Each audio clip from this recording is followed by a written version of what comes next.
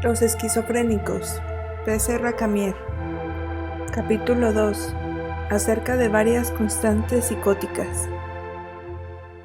De donde se oponen la anticonflictualidad de los esquizofrénicos a la infraconflictualidad de los neuróticos. Lo más primitivo se mezcla en los esquizofrénicos con lo más elaborado en una singular alianza de barroco y de arcaísmo que no es más fácil de concebir que le imaginara San Sulpicio en la isla de Pascua. Nuestras teorías y nuestras prácticas han adoptado a menudo esta singularidad. Pueden ser repetidas en diversas familias, y nos gustaría poder mostrar que Freud las ha encarado todas cuando se inclinó sobre el fenómeno psicótico. Algunos aplican a la psicosis el modelo neurótico de inhibición, síntoma y angustia, trazado por Freud en 1926.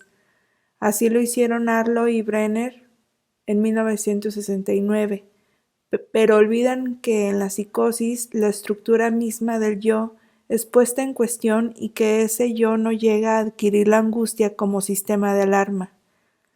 Otros modelos teóricos admiten una discordancia o discronía entre la organización defensiva del yo y la naturaleza de los conflictos pulsionales que le están sometidos.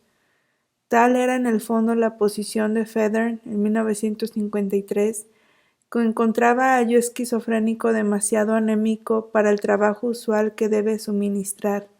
También es matizada la concepción de Freeman, 1962, 1970, 1973, según el cual los conflictos de los psicóticos importan menos que la manera totalmente narcisista que tiene su yo para defenderse de ellos.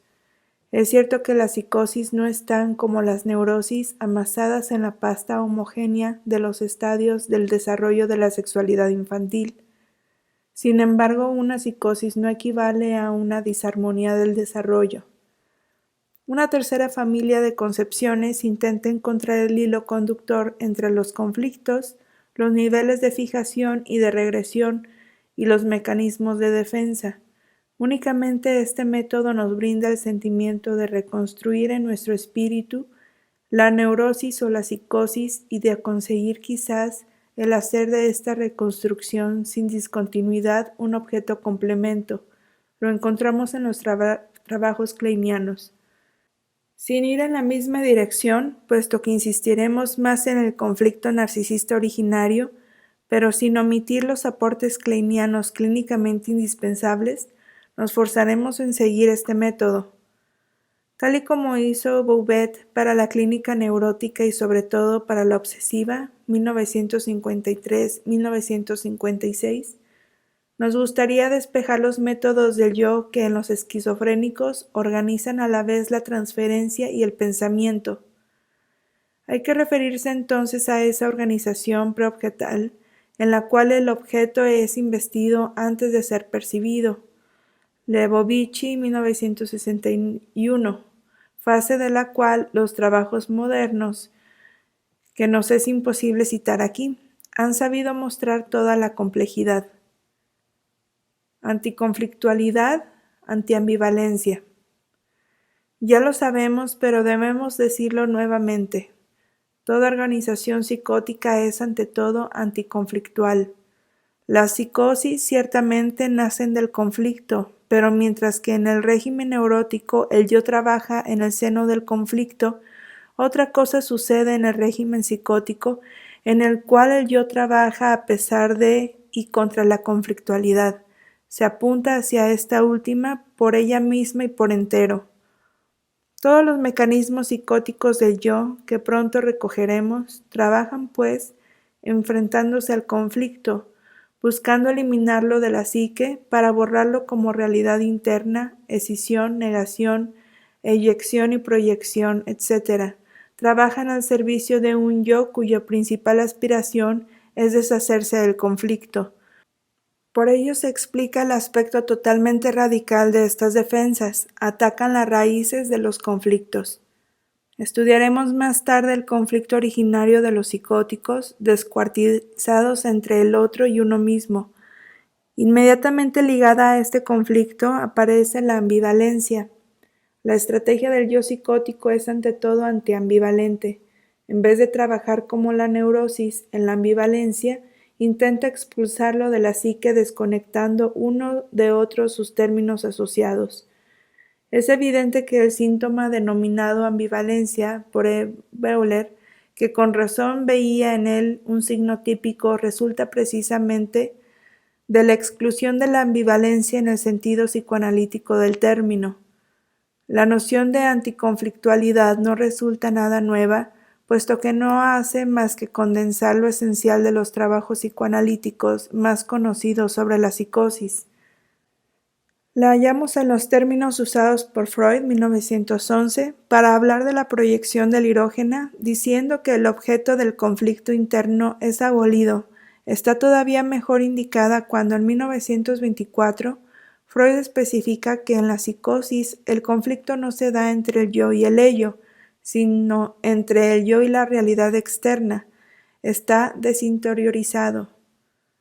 La misma verdad se despeja de los trabajos de Abraham cuando muy tempranamente sitúa antes de la integración de la ambivalencia el nivel de fijación y de regresión de la psicosis. Tan cierto es que no hay conflicto interno que no esté ante todo tejido de ambivalencia y que la conflictualidad equivale a la ambivalencia.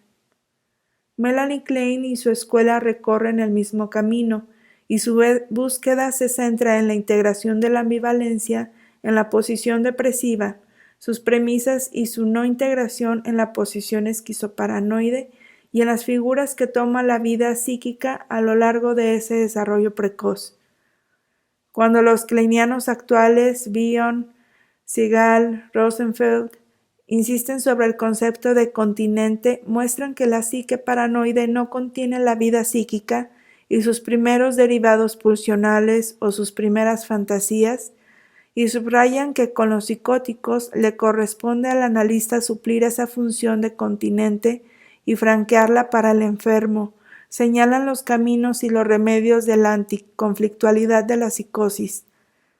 En sus trabajos, que son a la vez clásicos, matizados y precisos, Jacobson, de 1954 a 1971, ha mostrado cómo el conflicto ambivalencia es cortado por la psicosis. He aquí que una paciente se resiente contra su objeto, su cónyuge, que hasta el momento quería amar de un amor puro y sin mezcla, ambivalencia inevitable pero intolerable. Enseguida la enferma cae en un estado de confusión. Se trata de una doble confusión, en la cual la confusión de identidad desemboca en una confusión mental. La bisagra de esta secuencia es todo el contrario de una bisagra. Es una identificación fusional que desembocaría, según diría J. Cain, 1977, en la mismidad. El sujeto no hace más que uno con su objeto. Se suprimen todas las diferencias. La ambivalencia es derrocada por la abolición de la diferencia entre los seres. Aparece entonces otra angustia, la de difuminarse, de extenderse y de perderse. Se borran las representaciones de sí y del objeto. Así la pérdida psicótica primordial es la del self. Como un niño que tirásemos al agua de su baño, el yo es liquidado con la ambivalencia. Surge entonces el delirio. Otra cosa sucede con la ambivalencia en el depresivo. Aunque la soporta mal, sin embargo, la aborda. Si esta ambivalencia se despierta hacia el objeto, también entra en juego la identificación, pero al nivel de la similitud. Sujeto y objeto compartirán un destino común, pegados el uno al otro, sin que por ello, es decir, sus representaciones, hagan cuerpo. Y cae la sombra acerca de la cual Freud ha hablado, aunque reduce la segunda tópica a una expresión más sencilla. La depresión no la liquida como lo hace el brote psicótico, en el cual el aparato de la psique parece volver al estado de magma original en virtud de una regresión estructural, que de todas las regresiones es la más masiva. Jacobson hasta piensa que al sumergir la organización tópica de la psique, la regresión, que llamaré estructural y que es estructurante, vuelve los investimentos a su aspecto original de indistinción, tanto por su dirección, otro y uno mismo, como por su calidad, amor y agresividad. Habría, pues, al principio de una psicosis aguda, una regresión pulsional total que llevaría al ello más allá de toda ambivalencia. Entre estos dos brotes psicopatológicos, la psicosis aguda y la depresión melancólica, aparecen una diferencia evidente. Diríase que en una la psique explota y que en la segunda implota. En efecto, en una prevalecerá la extrayección y en la otra la introyección. Esto pues para los seísmos. Notemos sin embargo que estos mecanismos surgirán en sesiones bajo formas discretas y microsísmicas, pero sobre un modo invariable, ya sea extrayectivo, ya sea introyectivo. En tal paciente dado, que de esta manera nos indicará sobre qué pendiente puede deslizarse. Por otra parte, y una vez más, los estados agudos no son esquizofrénicos. Más bien son masivamente desconflictualizantes, mientras que en una esquizofrenia es una organización activamente, y si me atrevo a decirlo, minuciosamente antiambivalencial y por ende antidepresiva. Esta excursión acerca de los brotes agudos nos habrá enseñado, sin embargo, una verdad esencial. El sentimiento de sí mismo, ese sentido de la realidad psíquica interna, no es sin duda un sentido aparte, como podrían hacérnoslo pensar numerosos trabajos, incluidos los que consagré antaño 1963 a la personalización y la despersonificación. Este sentido existe ciertamente, pero no tiene órgano psíquico, y todos los esfuerzos para embotellar al self, envuelto o no en la imagen del cuerpo, desembocan en resultados decepcionantes. En cambio, el sentido de nuestra realidad interna emana directamente de la autopercepción, de nuestra ambivalencia. Se siente uno ser en tanto se siente doble. La ambivalencia está en la base del sentimiento de uno mismo. Estas observaciones concuerdan, sin duda alguna, con los trabajos de los kleinianos, que muestran que la integración de la ambivalencia está en la base de la instauración de la realidad psíquica. Por ello comprendemos mejor el esfuerzo que resulta para los esquizofrénicos el sentirse existir. Su ausencia hacia ellos mismos es el precio mediante el cual pagan el rechazo de su ambivalencia. Otra observación acerca de los efectos de la anticonflictualidad esquizofrénica: se organiza lo bastante activa y potencialmente como para salpicar el entorno o al terapeuta del enfermo. En los pensamientos, los propósitos, las técnicas y las concepciones tiende incesantemente a imponerse un punto de vista único y monocorde. Todas las prácticas y las teorías que pertenecen ellas mismas al germen del impas están marcadas por el sello de lo monocorde. Todas intentan reducir, a propósito de los psicóticos, la ineluctible conflictualidad de la psique. La demostración sería más fácil pero fastidiosa. Mostraría hasta qué punto los psicóticos nos empujan a rematar su empresa anticonflictual. Queda una regla que nosotros analistas conocemos bien, pero que va a aplicarse también a la comprensión del cuidado cotidiano de los psicóticos. 1977. La de no olvidar jamás la necesidad y la virtud de los contrarios. Breves anotaciones acerca de los mecanismos psicóticos del yo. Una mirada muy cursiva sobre los mecanismos del yo los muestra al servicio de la anticonflictualidad. Muestra también por qué la contratransferencia será el primer medio de conocimiento de la transferencia de los esquizofrénicos. 1. Los mecanismos típicamente psicóticos tienen todo como propiedad común: el de ser el preludio o el preceder a la eyección de alguna parte activa de la psique. En la fase aguda, esta eyección es hemorrágica, pero el yo esquizofrénico se las arregla para conservar un control sobre lo que excluya de la psique. Conservador a su manera, pone los huevos a empollar en el nido de los demás. De ahí proviene la necesidad narcisista con el objeto. Lo que procede es explicado por Melanie Klein y sus discípulos a propósito de la identificación proyectiva. 2. Los conceptos de negación y represión se oponen entre sí como los de psicosis y neurosis. E. Jacobson, 1957. La represión separa y la negación excluye. Lo reprimido puede retornar, pero hace falta poner otra cosa en el lugar de lo negado. Una represión es más o menos vigorosa y lograda, pero es uniforme, en cambio, alrededor de la negación mayor, negación de existencia, en la cual pensamos primeramente, pero que se observa únicamente en los acmé psicóticos. Se perfila una gama de negaciones matizadas, negación de existencia, negación de significación y negación de alteridad. Estos controlan el funcionamiento mental y la relación de objeto de los esquizofrénicos. Hacen que el sujeto economice la negación mayor y jalonan la trayectoria en la cual evolucionan los esquizofrénicos. Al igual que no hay neurosis sin fracaso de la represión, no hay psicosis sin fracaso de la negación. Si la negación triunfa, surge la perversión. Freud, 1927.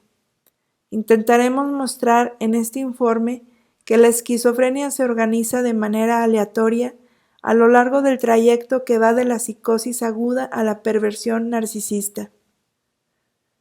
3. La noción de clivaje se ha convertido en la chica para todo del psicoanálisis, pero merece mejor suerte. Ciertas diversiones funcionales del yo no son clivajes. Yo observador y yo observado, por ejemplo, Fliess, 1961, separados en el delirio de observación. El clivaje de las representaciones, Freud, 1938-1940, es distinta del clivaje de los objetos parciales, Melanie Klein. Esta última escisión interna tiene tendencia a proyectarse activamente en el entorno, al cual empuja para que tome partido. Tenemos entonces una disociación, proceso que se encuentra en el origen de ciertas dislocaciones del tratamiento de los esquizofrénicos. Pero está claro que en el pensamiento de Freud no se figura o no se encinde más que lo que es reunible. El splitting no tiene sentido más que en función de la ambivalencia. Muy diferente es el descuartizamiento, que sobrepasa los resortes y los recursos del trabajo psíquico. A su lado, el splitting es constructivo. 4. La proyección también tiene sus variedades. Puede suponerse, primero, una proyección primaria que funda una exterioridad, gracias a la cual se darán las proyecciones secundarias. Al igual que hay una represión primaria que funda el inconsciente y por consiguiente posibilita toda la represión secundaria. El delirio no puede hacer más que en virtud de una coalescencia completa entre proyecciones del tipo secundario y la proyección primaria que siempre debe rehacerse. Una proyección es primeramente una extrayección, a partir de la cual obedece a trayectorias diversas. Lo más notable y lo más importante en los esquizofrénicos es la identificación proyectiva, noción descubierta por Melanie Klein en 1946 y desarrollada por sus discípulos Sigal, Bion, Rosenfeld. Es una proyección en el objeto, una inyección proyectiva. El material impactado está bajo control en el objeto. El principio de conservación de la psique sigue asegurado por el objeto receptáculo interpuesto. Melanie Klein había subrayado el aspecto violento y empobrecedor de la identificación proyectiva. Los trabajos más recientes han mostrado que puede darse suavemente, que puede tener función de medio de comunicación y valor integrativo. Un afecto fantasma bruto es enviado por el niño dentro de la madre, que lo recoge, la modela y lo restituye con palabras al niño, que puede entonces integrarlo. La identificación proyectiva sigue, pues, una trayectoria que pasa por el objeto para volver al emisor. Puede distinguirse entonces una identificación proyectiva maligna, violenta, empobrecedora, que lleva a la confusión al objeto, que además pone en marcha un circuito peligroso, repetitivo e interminable, y una identificación proyectiva benigna, más discreta, mejor acogida, modeladora y terminable. Lo esencial de los intercambios del esquizofrénico con el objeto tiene lugar mediante identificaciones proyectivas, primero malignas y poco a poco benignas e integrativas en virtud del trabajo analítico. Un caso típico de identificación proyectiva en los psicóticos es ilustrado por el fenómeno de la angustia transmitida, mediante el cual el paciente se deshace de su angustia que su yo no puede utilizar como señal de alarma en el objeto más cercano que la resiente en su lugar. Este proceso tiende a hacer el vacío alrededor del enfermo. Es cierto que la identificación proyectiva no deja nunca de afectar al objeto receptáculo, pero no vehiculiza tan solo productos malos. Ocurre que un esquizofrénico inyecta toda su inteligencia en su analista, que no se queja de ello. En la identificación proyectiva parte la transferencia e invierte su sentido. El analista no representa a uno de los padres, sino una parte del paciente mismo. La identificación con el agresor es, respecto a la identificación proyectiva, lo que es una relación objetal completa respecto a una relación preobjetal parcial. Por fin, en la vida no todo es identificación proyectiva. Tampoco es únicamente propia de los esquizofrénicos, quienes la utilizan ante todo. Pueden manifestarse por momentos en el análisis de personalidades con neurosis muy concentrada y sin duda marginal. 5. La proyección identificatoria es evidente un mecanismo de exteriorización en el sentido que le otorgan Freud y Freeman. Es un proceso que prevalece en los psicóticos. Consecuencia inesperada pero previsible, no pueden vivir sin el mundo externo que no necesitan para su placer, sino para su defensa.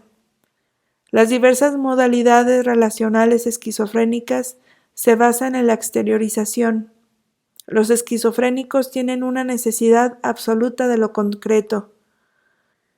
Cuanto más viva es la retractación que hacen de su realidad psíquica, de la existencia misma de esta realidad interior propia, mayor es su apetito de concretización. Vivir la esquizofrénica consiste, pues, en vivir fuera de sí. Proceso primario y proceso secundario. No hemos dicho nada todavía de la suerte que la psicosis reserva a los procesos primarios y secundarios, sin olvidar un instante que en esta distinción es concebida por Freud como una bipolarización dada del funcionamiento mental. Recordaremos que la psicosis tiene la fama de devolver al proceso primario la primera hegemonía que le fue quitada por el proceso secundario. Un proceso secundario incesantemente cruzado, traspasado, invadido por el proceso primario, así aparece el cuadro mental del estado psicótico. Más es el cuadro de un brote psicótico, onirismo alucinatorio, confusión, delirio a medida, una especie de obstrucción del ello y del ios, cuyo carácter defectivo subrayan algunos como Federn y sobre cuyo carácter últimamente defensivo insisten otras como los kleinianos y Catán. Al sumergir al yo, que ni pide ni soporta tanto, el repliegue agudo de los investimentos somete el proceso secundario destinado a trabajar sobre energías bajas a las altas energías utilizadas por el proceso primario. La actividad misma del pensamiento se encuentra quemada como un aparato electrónico al cual enviaríamos una corriente destinada a los motores. Los delirantes piensan poco, pero demasiado fuerte. Para Hartman, así como para Arlo y Brenner, Todo el mal vendría de una desneutralización de energías propias del sector aconflictual del yo. Esta desneutralización es casi mecánica, arrastrada por una carga de agresividad excesiva. Está permitido y hasta recomendado el dudar de que nada sea neutro pueda vivir jamás en la psique. Un pensar mínimo consume libido y agresividad, pero consume pequeñas cantidades cada vez. Estos autores han pues tomado por cualitativa una diferencia de voltaje o cuantitativa. Lo que distingue el trabajo intelectual con la erotización que le es propia de lo delirante no es, diremos de nuevo, la exactitud de las ideas, y no es tan solo la capacidad de volver sobre su pensamiento, sino sobre todo el que el primero utiliza en pensar una multitud de pequeñas cantidades divinidales, mientras que el segundo envía su pensamiento al aire con un número bajo de cantidades altas. Por ello, los delirantes, hasta los paranoides, no tienen en definitiva más que una gama estrecha de ideas delirantes, siempre desesperadamente similares, pues si pienso que el delirar no es lo más interesante, los esquizofrénicos actúan, y por ello, sobre todo, la iluminación liberadora de los sujetos que descubren su delirio presentan un aspecto poco conocido de orgasmo mental. En nuestro trabajo de hace 20 años con Nash, habíamos insistido en la dinámica, la economía y la tópica de esos instantes notables de invención delirante y recreadora, pero sin fijarnos en su faceta casi orgiástica.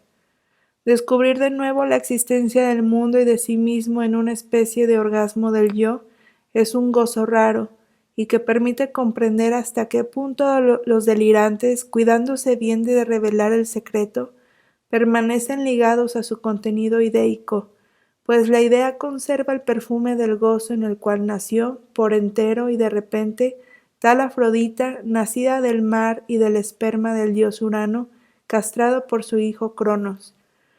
Vemos en las convicciones delirantes un conocido aspecto de autenticidad.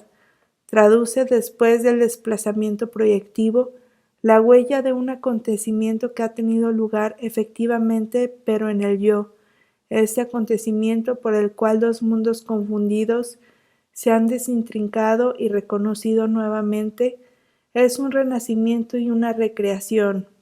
Es también una autoengendración en el orgasmo estético del yo. De ahí proviene la fuerza de las convicciones delirantes. ¿Querrán añadir ustedes estas observaciones a aquellas que ven en la alucinación un orgasmo por los sentidos y más lejos a la descripción del fantasma de autoengendración? Gozo singular, pues, pero costoso y temido, el del enfermo emergiendo del delirio. Antes de llegar a este orgasmo del yo, discurríamos, acuérdense, acerca de los procesos mentales y recordábamos cómo el pensamiento se quema en la erupción matriz de los delirios. Estábamos en el registro de los estados agudos del delirio. Sin embargo, este modo de funcionamiento mental que acaba de describir no es el de los esquizofrénicos y no podría serlo por la sencilla razón de que roto u orgásmico se volvería a lo largo intolerable. No hay en los esquizofrénicos ese desbordamiento del proceso primario por encima del secundario, que constituye para nosotros el encanto inquietante de las buffets, delirante o más inquietantes todavía, de esas subfusiones subrepticias del proceso primario bruto, esmaltando la corriente asociativa de ciertos pacientes que circulan mentalmente justo al borde de la psicosis o que hacia ella se deslizan. Lo que se organiza en la esquizofrenia es una subversión del proceso secundario por el proceso primario. Esta subversión, que no es una sustitución ni siquiera una prevalencia, consiste en someter el proceso secundario a unas leyes que no son las suyas, a la vez que lo adelanta hacia la primera línea. Un ejemplo de este proceso nos es dado por la racionalización mórbida, que muy elípticamente consiste en mezclar multitud de ideas locas con una racionalidad vertiginosa. Encontraremos más tarde esta subversión a propósito de las paradojas.